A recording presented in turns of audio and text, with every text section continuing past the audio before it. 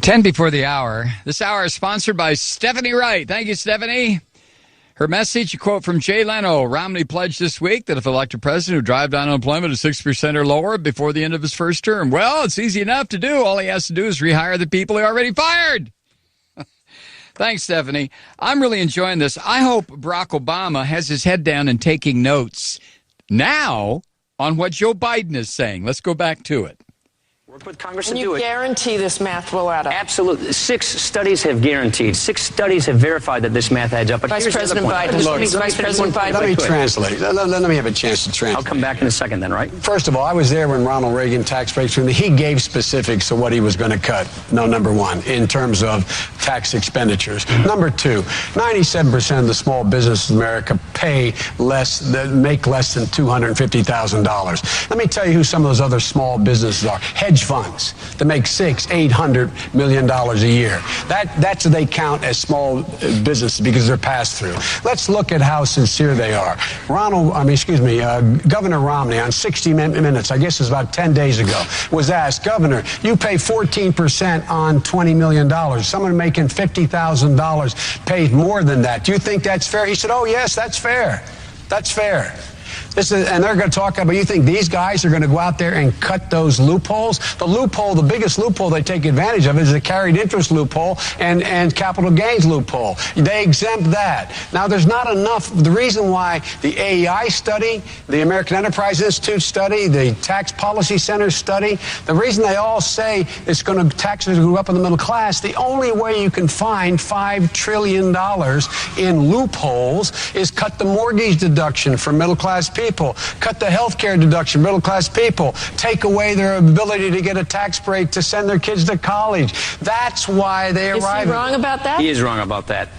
You can cut tax rates by 20% and still preserve these important preferences for middle-class taxpayers. Not mathematically possible. It is mathematically possible. It's been done before. It's precisely what we're proposing. It has never been done before. It's been done a couple of times, actually. It has never been Jack Kennedy done lowered before. tax rates, increased growth. Ronald Reagan. Now you're Jack Kennedy. Ronald Reagan.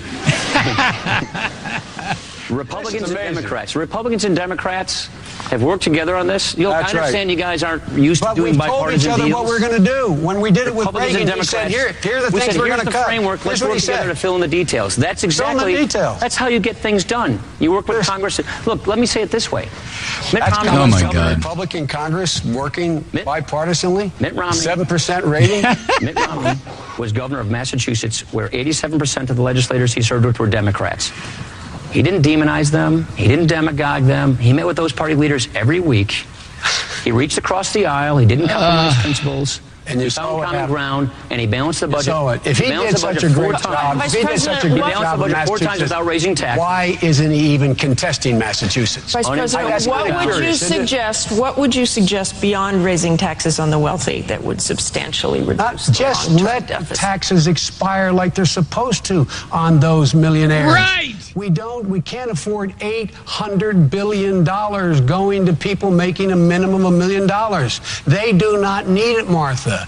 Those 120,000 families make $8 million a year. Middle-class people need the help. Why does my friend cut out the tuition tax credit for them? Why does he go after the child care? Can you declare anything off limits? Why do they Can you declare anything off limits? Yeah, we're saying close loopholes on high-interest people. Home mortgage deduction. For higher income Listen people. to him. Can you guarantee that no one making less than $100,000 have a mortgage deduction impacted? This taxes a million small businesses. He keeps trying to make you think that it's just some movie star, hedge fund guy. 97% of the small businesses make less than we've been told by the Republican leadership that Paul Ryan is the brain trust of the Republican Party. You know what? You're goddamn right he is. Listen to him. Who are our greatest job creators. I wish I could get it. The greatest job creators. And you're going to increase the defense budget. And you're going to increase the defense budget. We're just not going to cut the defense budget like they're proposing. They said $2 billion. That's not accurate. More than that. No massive.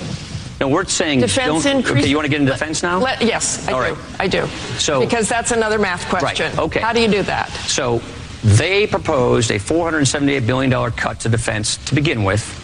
Now we have another $500 billion cut to defense that's lurking on the horizon. What? They insisted upon that cut being involved in the debt negotiations. And so now we have a $1 trillion cut. Let's put the automatic defense cuts aside. Okay. Let's put those aside. No one wants that. But I want to know how you do the math and have this increase in defense spending. $2 trillion. You don't cut defense by $1 trillion. That's what we're talking about. And what national security issues justify an increase?